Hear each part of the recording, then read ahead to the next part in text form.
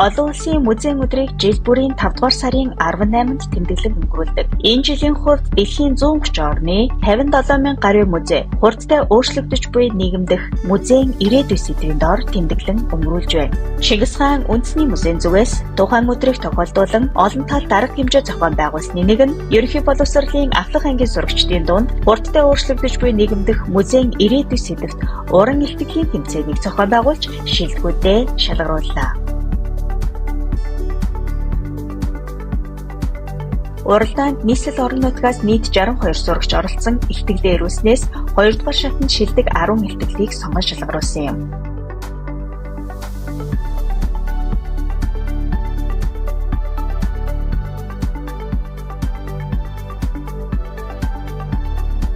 Уралдааны шүүгчээр Чингис хаан үндэсний музей менежер, боловсрол судлалын ухааны доктор Эрдмаа, олон улсын музейн зөвлөлийн үндэсний хорооны тэргүүн гид профессор Бумаа, музейн эрдэм шинжилгээний ахлах ажилтан доктор Нимбат, Карл Поппер парламентын мэтгэлцээний шүүгч, уран илтгэлийн улсын 4 удаагийн авраг оюун сайтар нар ажиллалаа.